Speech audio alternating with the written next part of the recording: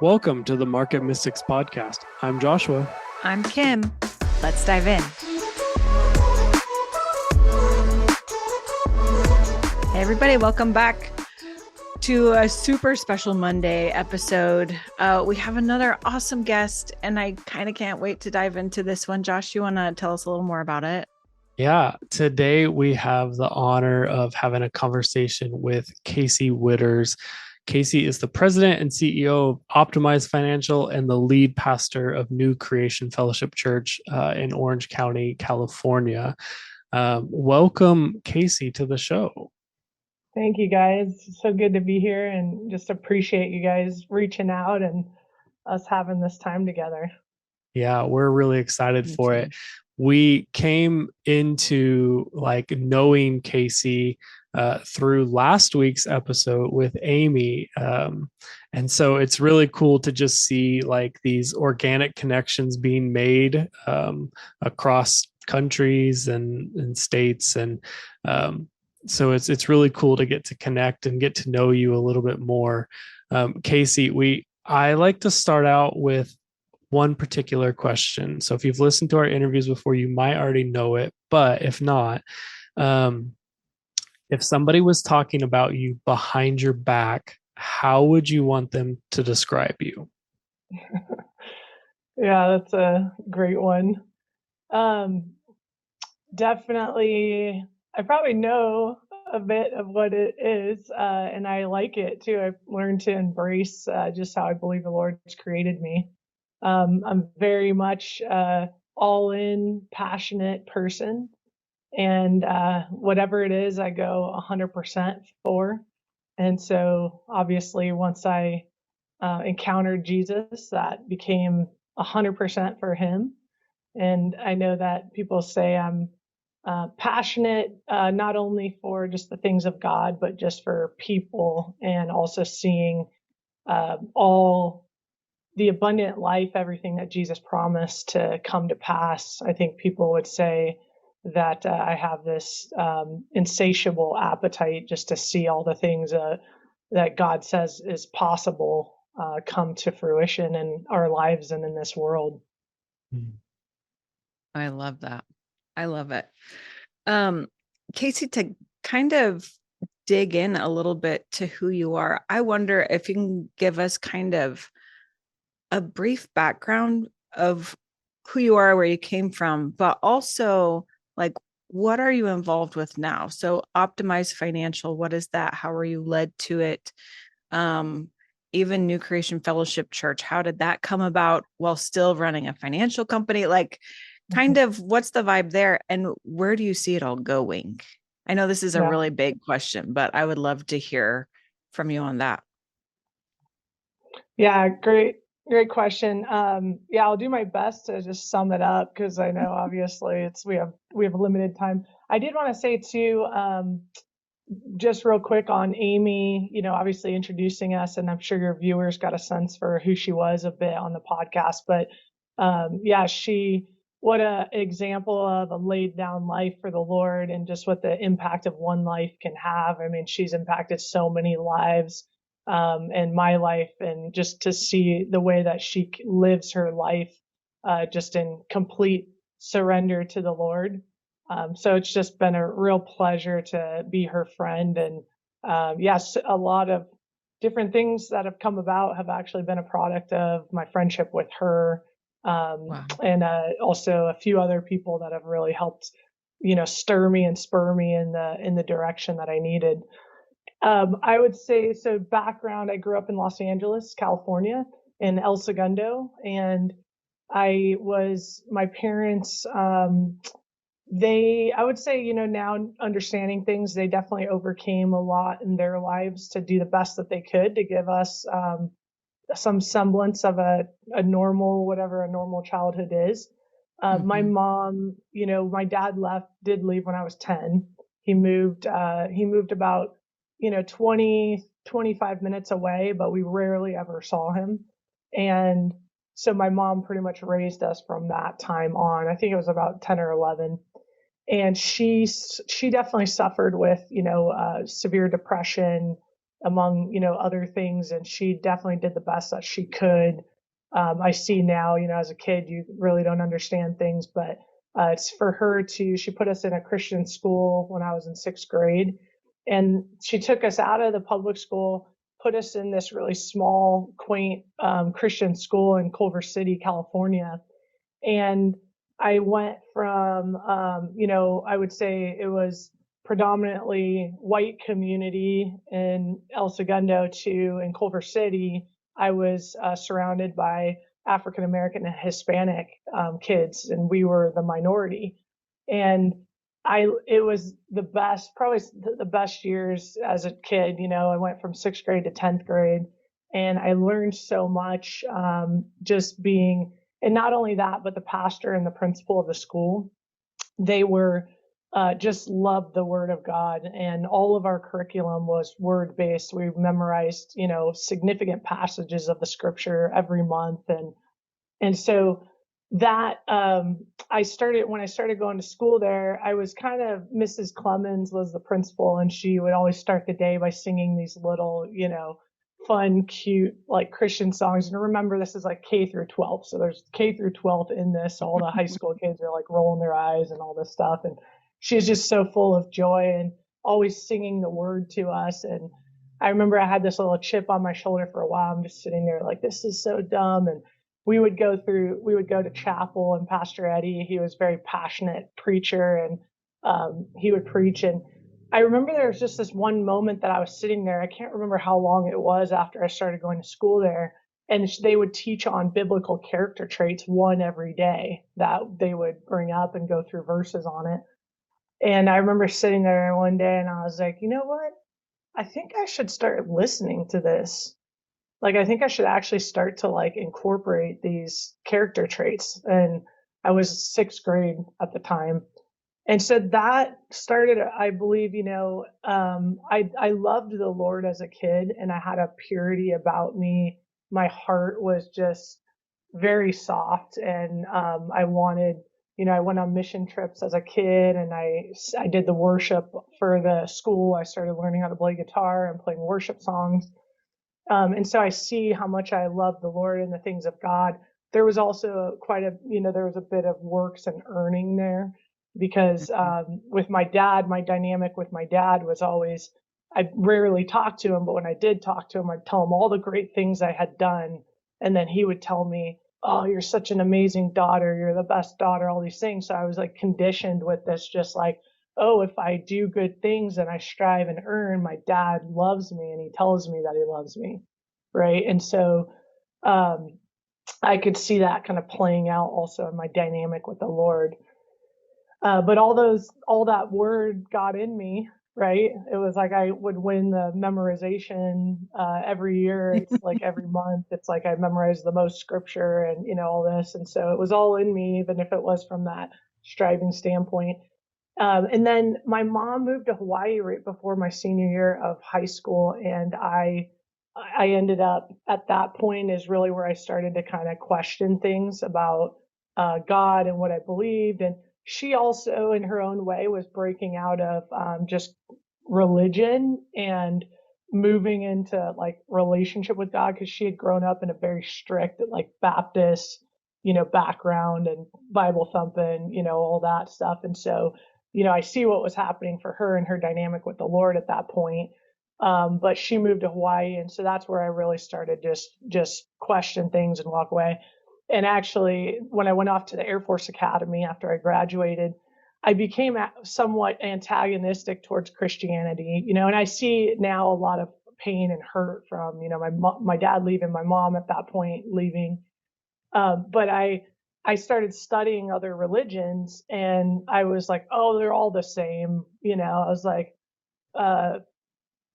Joseph Smith says he got his from some angel that appeared to him. And well, Paul said Jesus appeared to him on the road to Damascus. I was like, all the storylines are the same. They're, I essentially was like, it's, a crock, right? I was like, and so at that point, I started just going the way of the world. My parents didn't have a lot of money growing up, and money was always a stressor in our lives. And so I just started, essentially just like, I'm just going to build, I was totally fear-based, like all money. I'm not going to end up like my parents. I'm going to build this, empire.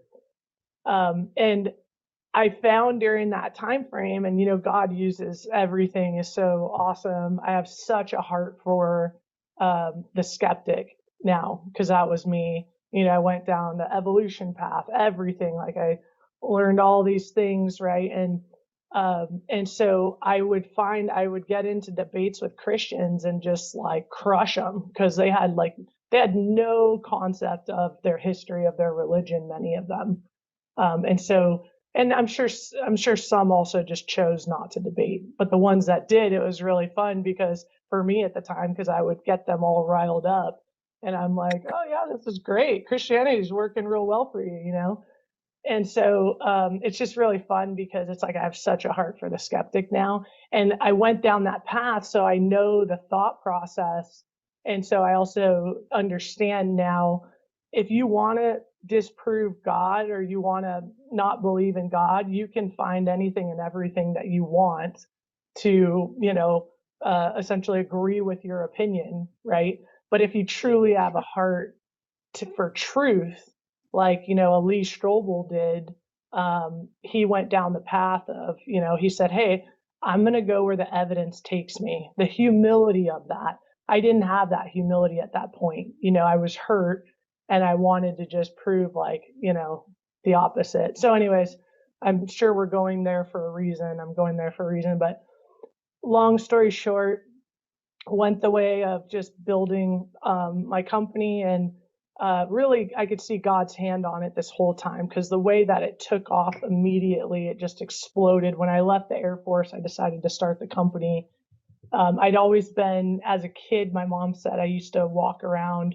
I would get my dad's old suitcase and all these old checks and money things, and I would run a bank out of the backyard. There were rails, yeah. And so I would be giving my friends like money, fake money, through the rails of it was like a teller thing for me.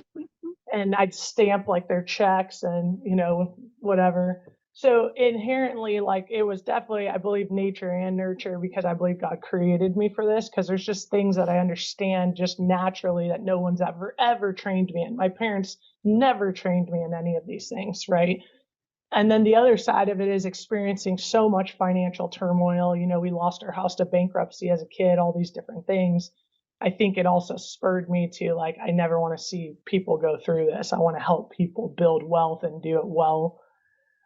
So the company took off, everything from the standpoint of, like, if you looked at my life, you would have thought, like, wow, we had over an acre property in South Orange County, house of our dreams. I have 2 beautiful kids, I'm married, but from the outside looked amazing. On the inside, I was riddled with anxiety, mood swings, depression. I was drinking very heavily. My marriage was definitely in shambles, very painful. And I felt very disconnected from my kids. And because I was working so hard, I just became a workaholic, really trying to provide for them, right? And provide for our family. And so I was also the super generous. Everybody was my best friend, right? And so it was just like this lifestyle. Everybody came to my house to party and enjoy. And so that all shifted. I went up to a camp that I went to as a kid, a Christian camp, in the height of, I was not walking with the Lord at all. I convinced my group of friends at the time to go to this Christian camp. And it was the first time I had felt peace. We were there for about maybe 4 days or so. And I felt peace for the first time in, decades, right? Or over a decade. And at that camp, I was having all this memory, these flood of memories from when I was a camper there and I worked there. And I was remembering that girl. I was remembering that person who, loved the Lord and was just so innocent and kind and pure. And I felt a hardness, like I felt like I had changed. And I was like, what happened to that girl, And so I called up one of my best friends from the Air Force, and she just, I had tried to talk her out of believing in Jesus and given her all these books on how religion evolved in humans and, all these different things and she was always very gracious. She'd be like, "Oh, thank you, Casey," but she was very devout, just, and so I called her up and, she made a suggestion to try going to church again. And I was like, okay, I'll check this out. What can it hurt is what I thought. I thought, hey, it was really good for me as a kid. It kept me out of trouble, all these things. It might help my marriage. So I started doing all this like analytical, like, yeah, this might help. So I started going back to church. I went to Ocean's Church which in San Juan. And the first day I went there, it was Pastor Mark is the lead pastor, and he's so funny, and humor is such an awesome thing for me. I just loved it. And also I felt that peace again in that room. And I just was at home immediately when I started going there. So we just started going together. And that was September of 2019. And at the beginning, I'm still going that whole time. At beginning of January 2020, I'm not believing it yet, but I'm just like, I really enjoy being here. There's something, I like this atmosphere. And in January 2020, Pastor Mark had encouraged us to fast, and he was explaining all the benefits of it. And I had never fasted before. So for about a week, I did a juice fast, and then I don't even remember what I prayed, or whatnot. We had a Friday, Eric Johnson from Bethel came and spoke, and it was very powerful. And then Sunday morning at service is when I lifted my hand and raised my hand. And it was like a 30-second. And I truly do believe that I accepted the Lord as a kid because my mom had told me. But I believe that's the moment where I really surrendered to Jesus. And because I was like, all right, I'm done trying it my way, And then that night, Benny Perez, an evangelist, healing minister, came and spoke. I couldn't get anybody to go with me, so I went by myself. And a very powerful service. And he's prophesying over people. I'm trying to figure out what's going on. I'm like, how did he plant these people? How does he know all these things about them? And, I'm just like, I've got my arms crossed and I'm like standing there just watching this. But I kept saying, it was almost like this skeptical belief, like battle. I was like, I do feel something in this room. There is a power that I can't describe. And then he said, we're going to go into a time of healing. And if you need healing, lift your hand. And I had been in a really traumatic car accident, and I had this debilitating neck pain. And so I put my left hand over my heart, and I just said, I closed my eyes. I was like, Lord, I don't understand all this, but for this moment in time, I just believe. And the moment I outstretched my hand, it was like I touched this power source. And it just tased me, like zapped my whole body. And I fell to the ground. And for 30 minutes, I had these massive waves of power just roaring through my body, just lifting my body up. My neck was stretching and grinding, and not in a painful way, obviously. And I couldn't open my eyes, but I was conscious of everything. And I could see these really just beautiful clouds with this pure light piercing through. And towards the end of this, I was starting to cry. I could just feel these hot tears running down my cheek because I was like, God, why did you do this for me? Like, I was the biggest skeptic. I was like, I just don't understand. And what I can tell people is what I felt with those waves.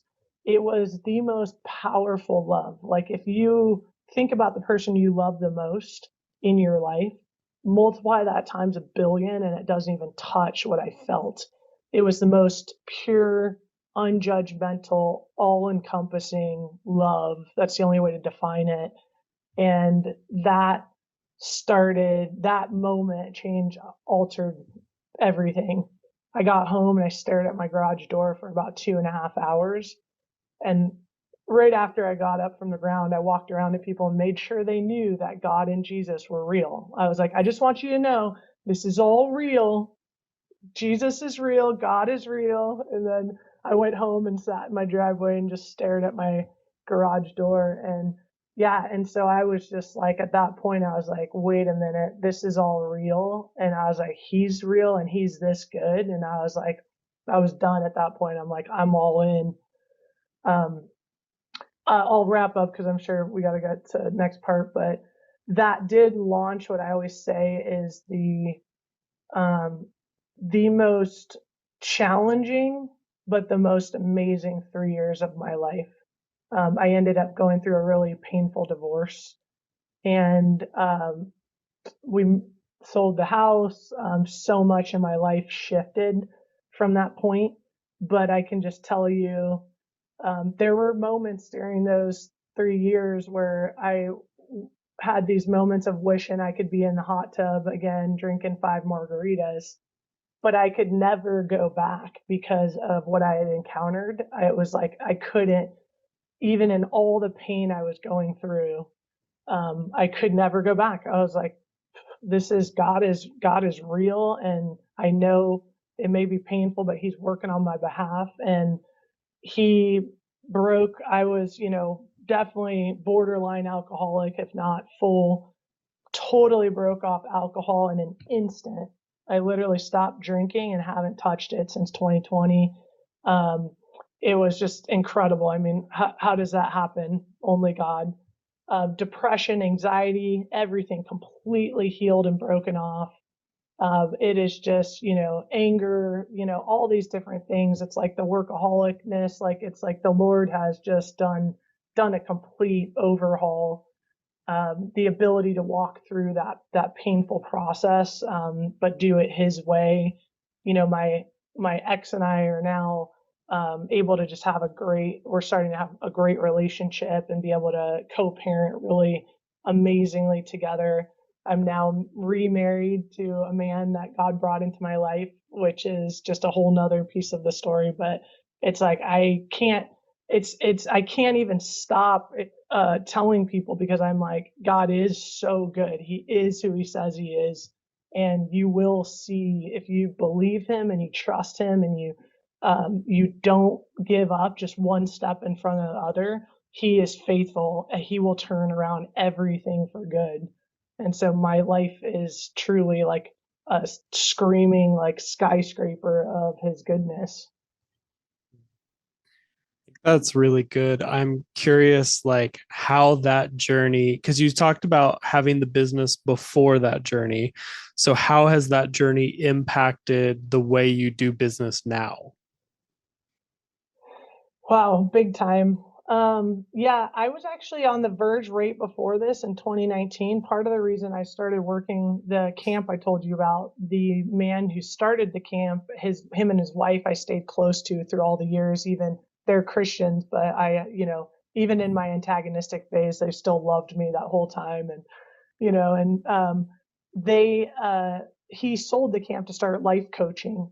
And part of the reason I was like, hey, well, try out on me. He's like, well, I'd love to. So he started coaching me, and he's been coaching, umpteen river guides for years. So this is nothing new. It just became his full profession. But I was on the verge of just selling the business because I had worked myself into I was exhausted. I had no energy. It had just, the effects of building something in your own strength had really taken effect. And so he was working with me through that on that decision. And I ended up and he said, Casey, like, you're not going to just jump ship and go to something else. And he's like, all the things that you've created here and done in the same situation is going to perpetuate itself. He said, why not figure out how to do this in a healthy way? And then shortly after that is when I came back to the Lord. So I started telling the Lord, I was like, all right, God, if you want me to do this, you gotta help me. Like this, I'm done doing it this way. And He really started shifting everything. The Lord is, yeah, it's totally different. Just my heart posture towards it too. And just the way that we care for the clients. So just an example, when I transitioned from being independent at Wells Fargo Advisors to my own firm, Optimized Financial, that was at the end of 2021. And the Lord, we were right in 2021, we were looking 2021, 2022, we were looking to do a bunch of mass marketing, to try to get the word out about the business, like the typical stuff that everybody says you got to get traction and, do all these things with, and so we started down that path, and I spent some good money on different marketing programs and stuff, which the Lord is actually using all that training for other things in the church, with our discipleship training and Zoom and the features that we are able to use to bring people from all over the world in. So nothing goes to waste. I just want to be clear with people. Like, even if you think something, God will literally, he's got a plan for it. He's going to use it all for good. But, at the end of that process, I just felt the Lord say gently, he's like, your clients are your mouthpiece. He's like, I want you to take the best care of these people who already love you.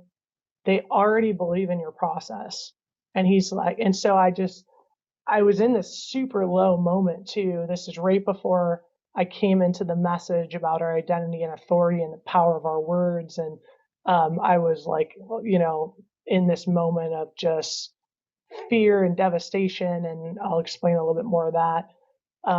But I came in and I just said, we're going to focus on our clients. We're going to create the best experience we can for them. And I followed the Lord's prompting, and oh my gosh, it has been the best thing ever. It's like the relationships with the clients have gotten so deep and so much better, and they know how much we love them and care for them. They value us, and it's leading naturally to them connecting us with more people, because they have utmost confidence that we're going to take care of people, right? That them referring someone is going to shed good light on them, right? So it has just been so awesome. And the way God does everything, the kingdom is totally backward, right? And so, yeah, it's been so awesome. And it is just, we just feel like we have just such a amazing opportunity to be in this position with the households that we get to work with, get to see them through so many life changes, but yeah, really putting them first, right? It's like, hey, these people love you, and they already believe in your process. So let's take care of them, and all take care of them the way God would want you to take care of them, and he will take care of the rest. I heard Chris Blackaby say, we've been watching some videos of his in our discipleship training, and he's talking about people who are convinced of God's goodness, who walk as a son versus someone who doesn't.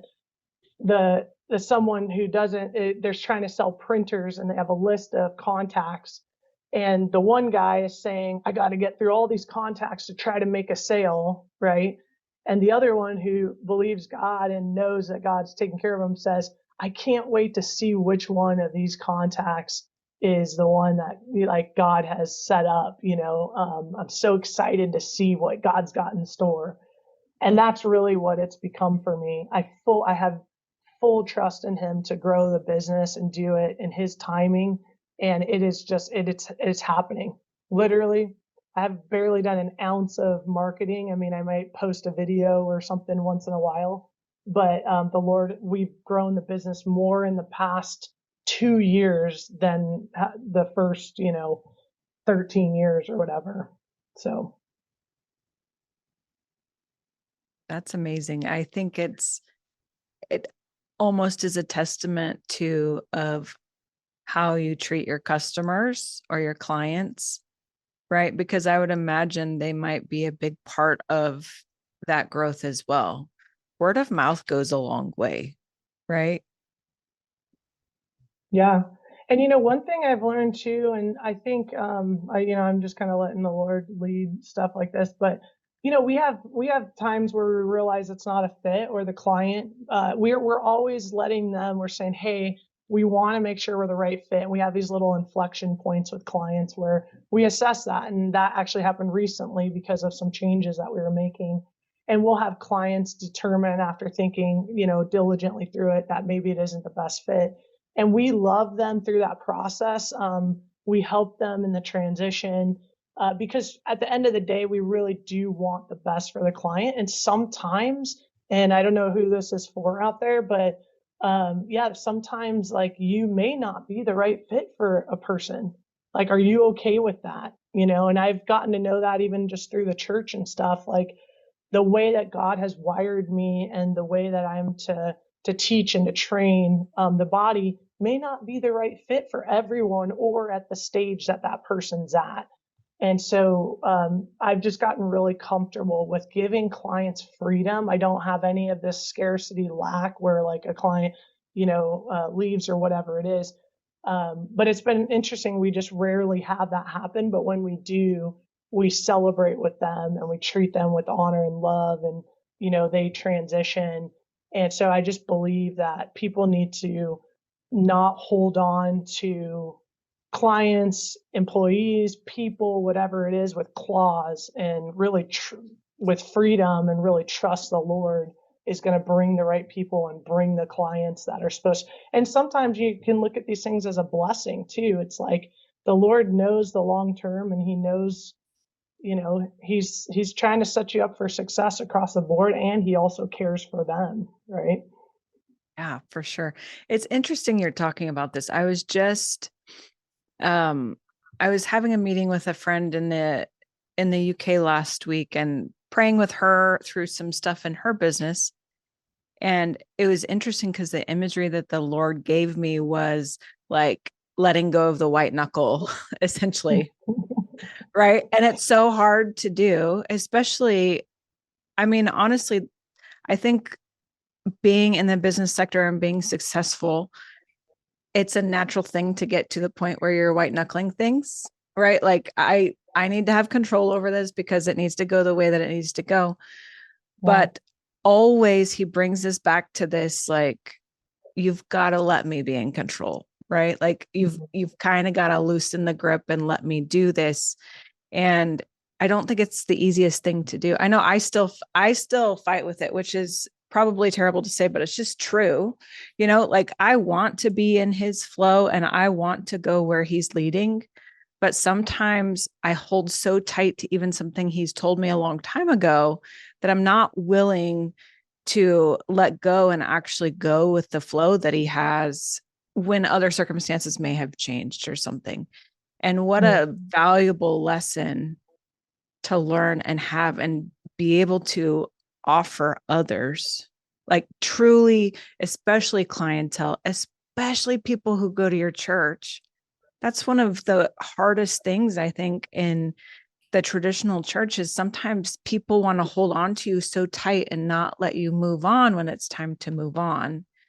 And there's can be hurt associated with it. But when you flip that script and you bless and you honor and you love through that process, I think it can make a world of difference. Yeah, 100%. And, it's interesting that the Lord has shown me everything that's happened with me on the ministry faith side. It's almost a carbon copy mimic of what happened with the business. And it just keeps going that way. And so I believe that the Lord has really walked me through this process of, so like you said, letting go and trusting, and also not taking offense when someone decides that we're not the right fit, and actually thinking that's a great thing. And then also realizing like God's got plenty more people that are the right fit that are going to come on. And so the same thing, and also just blessing people's journey, like you said, with the church and discipleship training and all these different things. It's like just seeing that God's got everybody on an individual path with him, and who am I to try to control that path? He knows better than me. And so my job is to literally just focus on him and do what he's called me to do. And I believe that the Lord is going to continue to bring, the people that I'm supposed to have part of this at this point in time are going to be there. It is really just very freeing, like you said, to trust. And, it did take me going through that a bit and having to get used to that, because I was the ultimate people pleaser. Oh my gosh. My dad actually, he was literally crushed by people pleasing. Like was so bad. He ended up becoming, secluded, completely secluded, didn't talk to anyone. And he actually took his life last year. But people pleasing, fear of man absolutely crushed him. Because at the end of the day, it's self-serving. It's not true, because really you want people to like you so you feel good about yourself, right? So it's all coming from a place of selfishness, and you think it's a good thing, like back in my doing all these things for people, but really there's a hook. And when people don't show the right amount of thankfulness or gratefulness, or my dad would, lash out because he would do all these things and give all this for these people, and then they would just do something awful, or, not show the right amount of gratitude, right? So it all comes back to this point. So that hook, the Lord, the past 4 years has just been totally excavating out of me. And you have to think about it from the standpoint of who has done more for us as human beings than the Lord? Who could hold everything he's done for us over?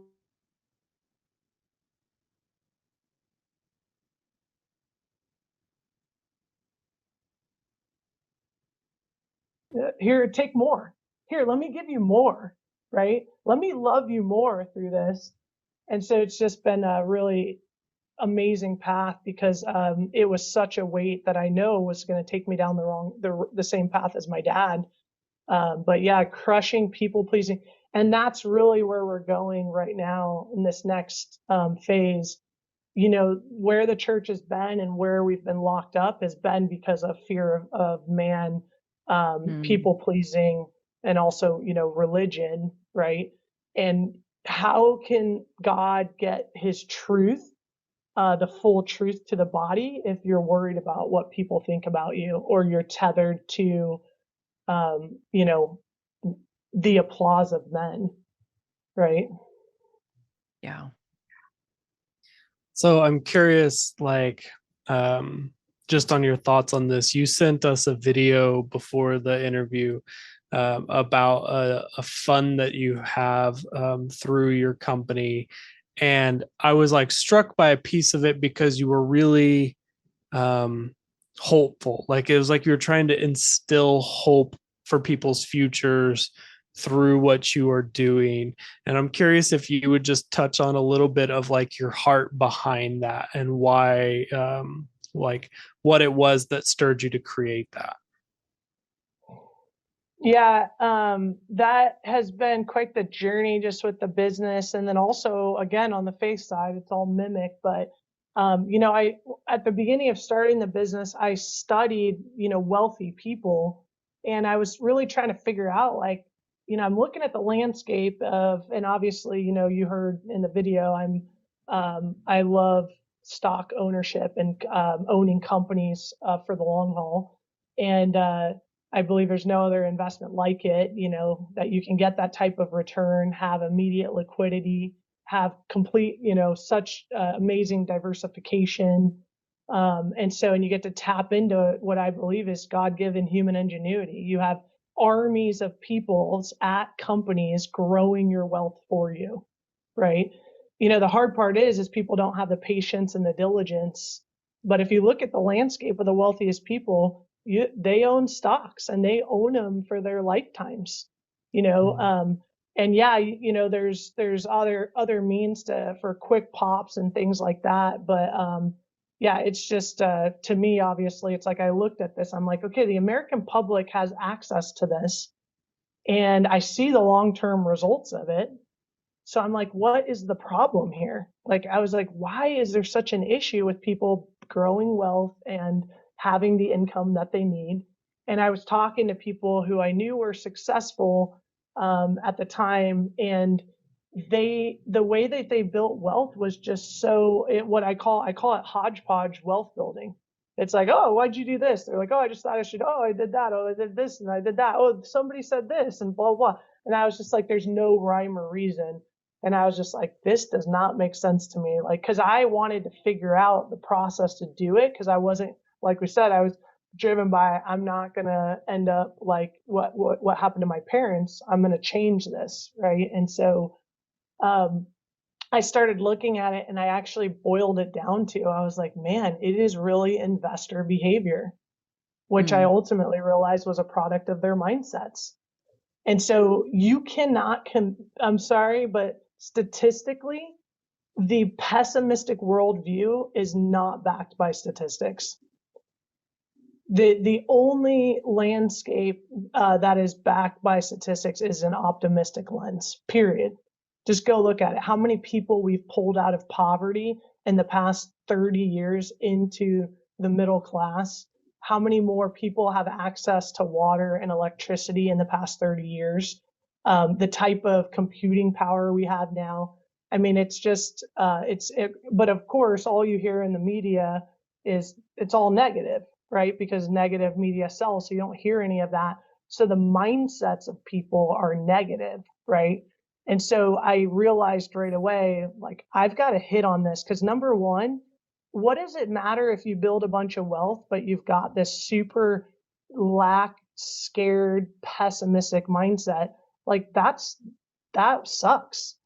And so I started really saying, okay, I want my clients to enjoy building wealth, to enjoy the financial planning process, to see the stock market as not an enemy, but as this amazing tool for growing wealth that we get access to, and to be grateful to be able to be in a place like the United States where we can, do these types of things easily and effortlessly.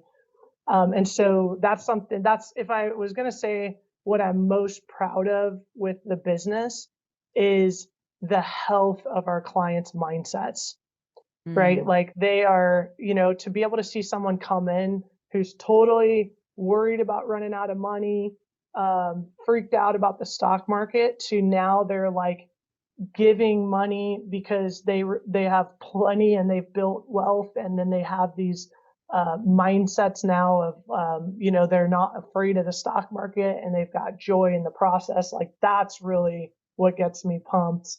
And so it's just been a joy developing that process. But the piece that I see in the stock market investing and stuff is that people have such a pessimistic, especially with the United States too, it's just people constantly cursing the United States with their words, and Christians, just speaking negatively. And there's this, I'm sorry, I'm just going to be blunt with it, but this whole huddle and cuddle rapture theology that is, in my opinion, is totally demonic. It's a misunderstanding and a misinterpretation of the book of Revelation.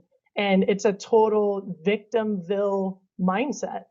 It's like our God, Jesus did not write a losing storyline. He wrote a victorious one. He didn't do all he did to come back and save us from the big bad devil, right?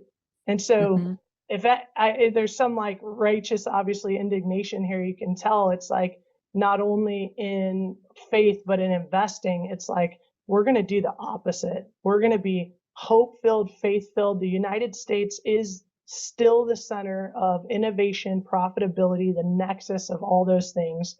This country is, this is God's country. I don't care what it looks like, what the media is trying to tell you, but the glory of the Lord is going to cover the earth as the waters cover the sea. And the glory of the Lord is not some magical glory cloud. It is sons of God rising up who know their unity with Jesus, who know who they are, who are literally the perfect representation of him on this earth, not because of what they've done, but because they believe him. They believe his word, and they believe on the one whom he sent, Jesus. And they're going to start living and operating from that place, and the glory is going to be evident. So I get a little passionate about this, as you can tell. You're a little passionate. I can't imagine why people describe you that way. Yeah. And we have the track record. That's what's so great, is I've been doing this for over a decade now. And, clients initially, they have to trust us with the process and believe that, but now they're seeing the results, and they understand that a hope-filled, faith-filled outlook is the only way to operate when building wealth. Wow. I love that. Yeah, I think it's amazing, like, to see your passion and your heart come from those things. Because, Kim and I have both experienced um, witnessing like that despair for the future. And I know we've both sort of walked through our own journeys of like, what do we even want from finances? What do we believe about America? What do we believe about the future? What do we believe about God? Like, that's been like journeys that we have stepped through.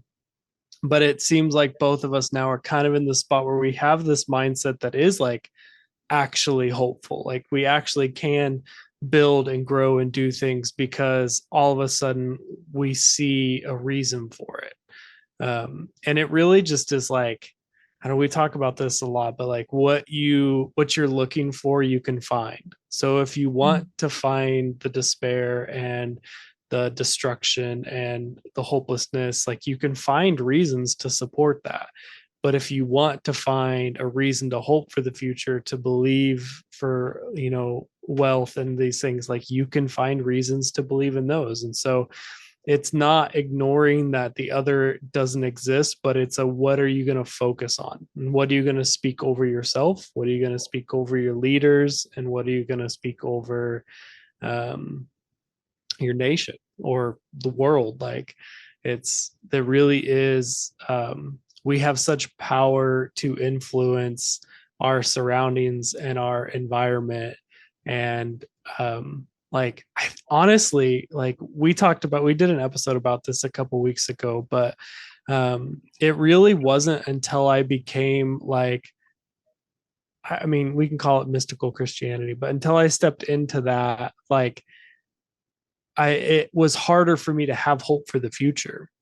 Mhm. And then all of a sudden I started getting a vision, and I'm like, oh, like, we're not just waiting. Like, this isn't just heaven's waiting room. Like, we actually get to be part of what happens here. And so as we step into authority, as we step into being mature sons and sovereign humans, like, we get to help pick how this thing goes.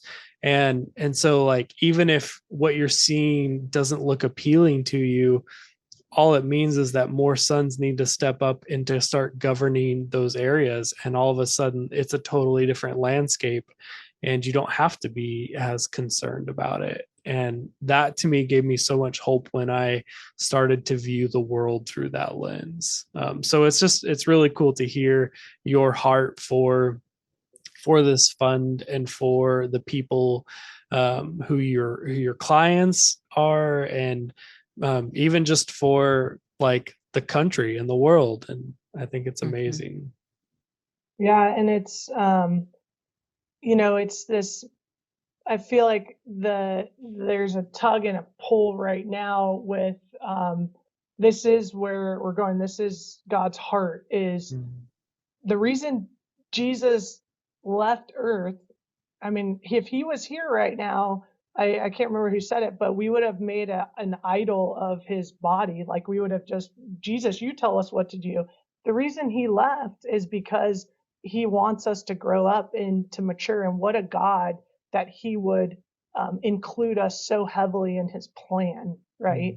It's like, I always say this, it's like a business owner who builds this amazing business. One of the hardest things is seeing them let go of it and pass it on, and actually build up and actually have the desire for the next generation to outdo them.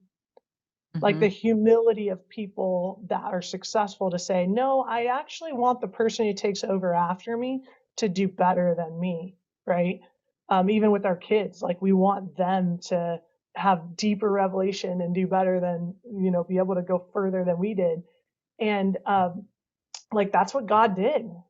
He created all this. He knows everything about everything, but he's like, hey, greater works will you do, right? And so and the other piece of it too is I was telling the discipleship training that I wrote out, a couple of years ago when I came back to the Lord, on my journals, I kept writing.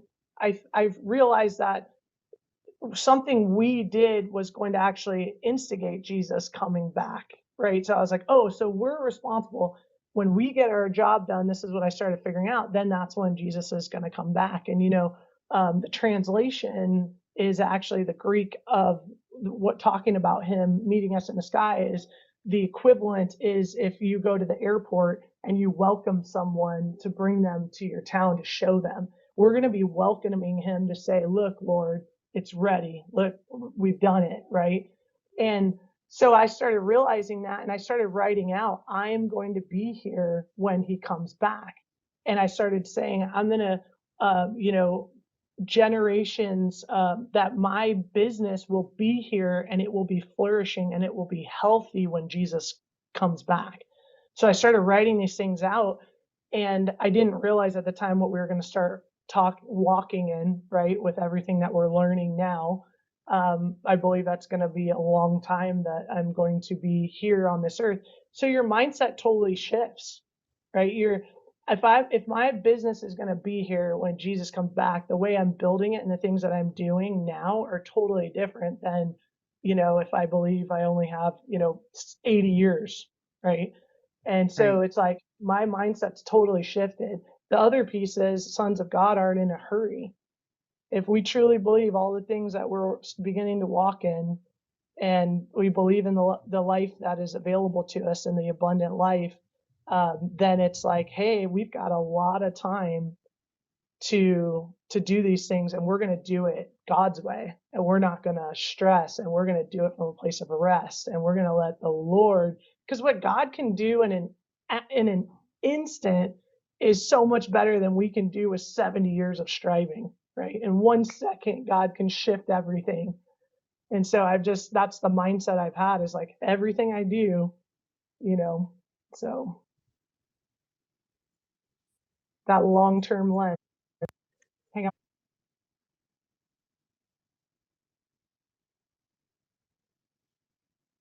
I think that lens is so important to have, just in life in general. But it's fun to see.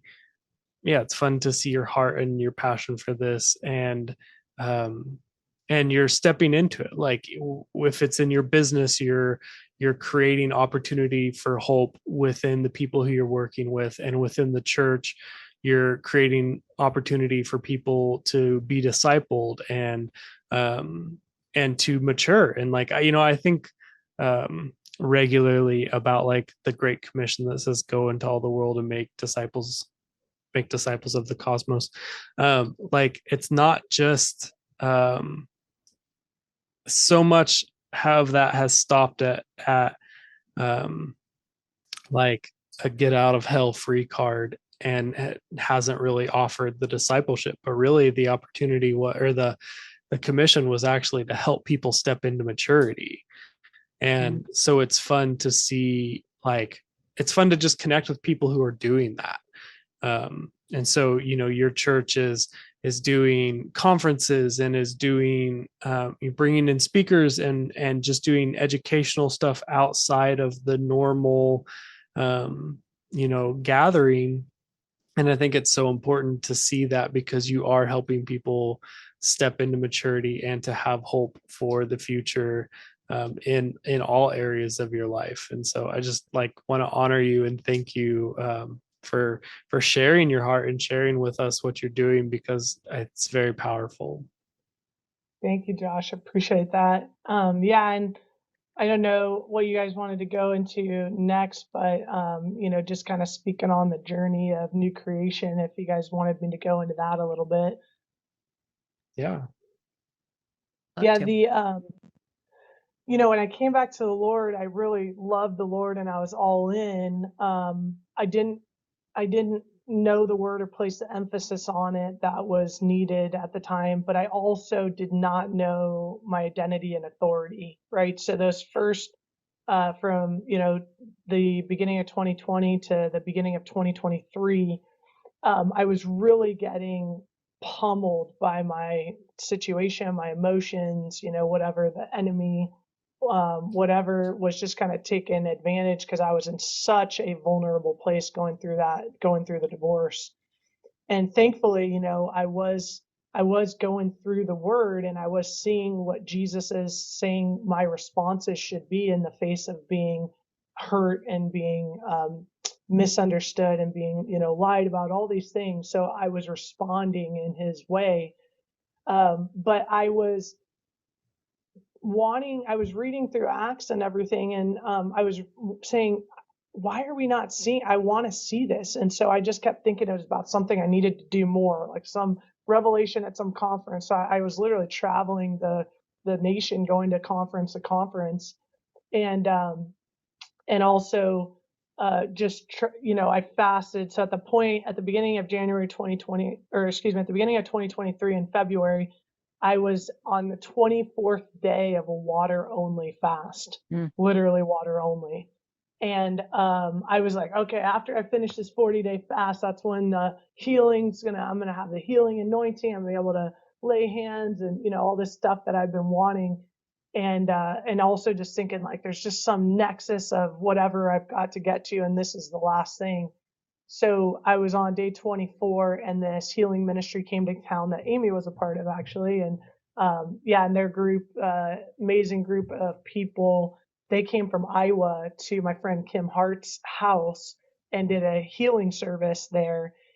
And so I went to it, and the Dave, the guy, you know, speaking, said, you already have everything you need for life and godliness. Jesus has already done everything. You know, he says, get out there and start doing it. Like, you've got it. The enemy's under your feet. Nothing can come against you. Because I was in this big deliverance kick. Like, I was like, oh, maybe I just need more deliverance. Maybe there's some generational curse or something. There's some reason why all these things aren't happening or whatnot, right? And so he's like, no, every generational curse was broken by Jesus on the cross. You know, he's like, you're one with Jesus. Like, you don't have to worry about anything. Every single demon's under your foot, all this type of stuff. And so I got rocked for like 3 days. They just were declaring freedom over me. I was on the ground half the time, and I ended up breaking the fast because I was like, realized like, what am I doing, you know? And so that whole 2 weeks after that, the only way I can describe it was I was like in this free fall. That's how it literally felt.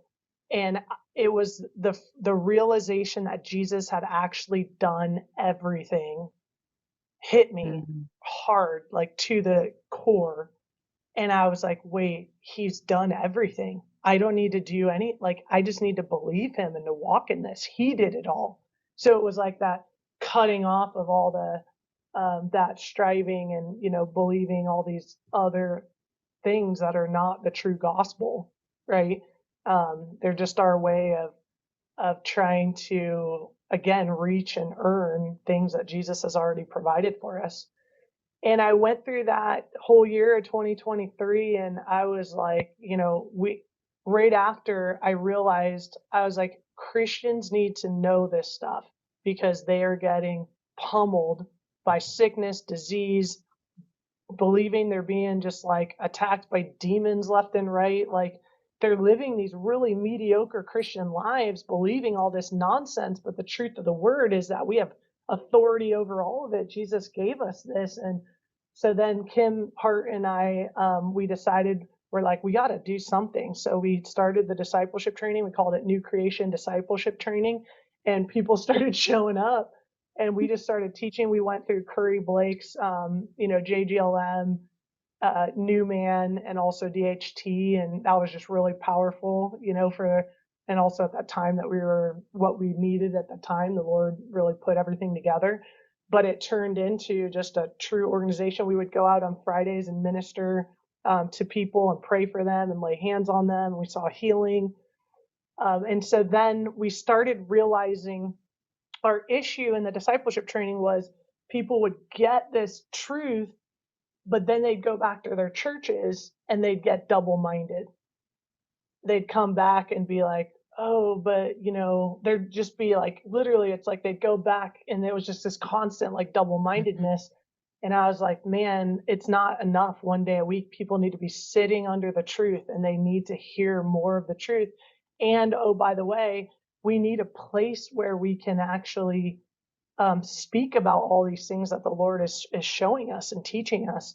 And Amy came into town and she was asking all about this, and I was kind of telling her what we were going through. And she recalled to as I was talking to her, the Lord recalled to my spirit this word I had been given by a woman in Pacifica earlier that year. It was at the end of, I was leaving, and she started prophesying of me, and she just said, Casey, I see you with a church in Orange County. And she said, it's a big part of what God is doing in this next period of time. And she's like, and she said, it's a big church. And so I left that experience, being like confused, because I was like, what is she talking about? And I thought, when the discipleship training, I was like, maybe it's this, that, I forgot the word for a bit. And then Amy recalled it. And I just realized that I was like, okay, this is what God's calling me to. And so I'm going to launch it. And I launched on October 22nd, the day before my 38th birthday. And, the leadership team of NCDT was like, wait, what are we doing? And, but I was like, at the end of the day, I was waiting for responses from all these people, if they were in or not. And I just told God, I said, Lord, even if it's just me and you, I'll do it. Like, I don't care. And I was like, if this is what you're calling me to, I'm not afraid. I don't know how it's all going to work out. I have no clue how you're going to bring all this together, but I believe you. And I have a thing about immediate obedience. I just believe the Lord has told me multiple times, I'm his, thoroughbred racehorse running. And he says, just run. He's like, just keep running and I'll course correct you. And so I always, I just don't overthink things. I just trust that the Lord is leading me. I also trust if I do make a mistake, that God's already got it factored in, and he's going to make good of it. And then he's going to steer me right back in the right direction. So I don't hesitate to just walk in what he's calling me to. And so we launched, and it has been it's, I guess it's over. We're coming up on a year in October, right? So, learned so much, been through a lot, but the Lord has like really done some amazing things through it. And we know it's just scratching the surface. And so we're just trusting the Lord. The whole process, we've just been trusting the Lord. So, and last thing I'll add on that is, the Lord gave me, for a while, I was in Matthew in the parable of the sower for like a couple months. I can't remember how long. And the Lord was showing me 100Xers. He kept showing me, and he kept giving me all this revelation on the parable of the sower. And he said, I've called you to the 100Xers. I've called you to train the 100Xers. And at the time, because I'm military, right? So I'm equating it, and I'm saying, like, I'm training the special forces of the body, the 100Xers. They're 100% Jesus. That's what the Lord told me. And I realized as I went through this process, because we definitely started the church from not a rest standpoint. It was still that kind of striving, earning hard, and we were like almost burnt out. And I got this revelation from the Lord. He's like, you've been treating the special forces 100Xers of the kingdom and thinking it's the same as the special forces in the physical. The ones that work the hardest. They're the ones that train the hardest, and so in the kingdom, everything is backward though, right? So the 100Xers, the special forces, are the ones that rest, the ones that believe, the ones that are fully convinced of their union with Jesus and thus the Father, who fully believe the word. And if you read the word, it says we are seated with Christ. Our spirit is seated with Christ. That means we're at rest too, and we're fully convinced of everything that Jesus is fully convinced of. So I started seeing that the special forces of the kingdom are a different breed, not because of how hard they work, but because they believe. They believe fully the word of God, and they stand and they rest in the finished work of the cross. That's so good. I have to put this in here because there have been like probably 5 different points during this conversation that this has come up in my mind. So I know it's from the Lord. But I just keep thinking about how, Josh, you mentioned the Great Commission. And so much of this stuff is, you know what Jesus did was he laid the foundation so that we could build upon that. And so that is the, like, all these things and greater. He built the foundation, not the ceiling. And I think so many people have been operating from this place of that foundation being the ceiling. And so that's the extent of what you can do, when he's like, no, right? It's like, go and teach them all that I have taught you, right? Lay the foundation so that then the sons of God can actually excel and be the sons of God. And then the enemy is under your feet. And then you actually do go on and do the greater. And you do have the special forces who go, it's a finished work. That's already been laid. The foundation is there. Now we're moving on, right? Yeah. He's the cornerstone. Why would he call himself the cornerstone, like you said, and not the ceiling if he was the ceiling? Right. You know? Oh, and I think it's his delight to see us build this. Like the Lord gets a kick out of this. Like he loves to watch us walk in everything that he's provided. And he's just like, let's go, you know? Mm-hmm. So good.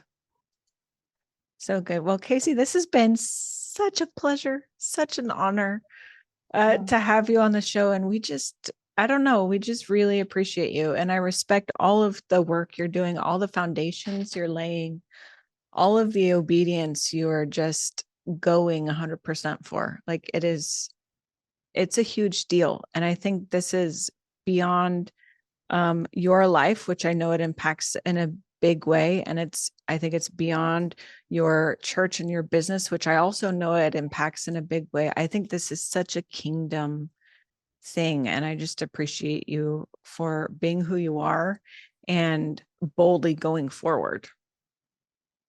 Thank you, Kim. I really appreciate all those words. So it was ministering to my heart. Thank you. Yeah, well, like Kim said, thank you so much for being here. I look forward to doing it again, and just to like getting to know you more and following what you guys are doing. I think it's amazing, it's powerful, and I'm looking forward to it. But thank you for your time and being here with us today. Yeah, and thank you guys for your consistency, right? When you spoke that, when you were talking about why you guys started this and did this, that's really what it's been about with New Creation too, is I truly believe that the Lord has been doing something in me through this process. And I believe he's doing something in you through this process. And so it's your consistency and believing him and walking it out when you don't maybe see all the things you want to see in the physical, but knowing that God's got really great big plans for you both. So I'm excited to follow you guys and to be connected together now. Yes. Oh, I love it. Thank you so much. Okay. Well, listeners, thank you for joining us. If you want to learn more about Casey and what she's doing, take a look at the show notes in the description. We'll have links for you there. But in the meantime, Casey, thank you again. We'll see you next time. Thank you. God bless. Hey, thanks for listening. Keep up with us along this journey by liking, subscribing, and becoming a member through YouTube. Members get exclusive access to bonus content with our guests, deeper dives into topics, and a look into other projects. We're glad to have you here. See you next time.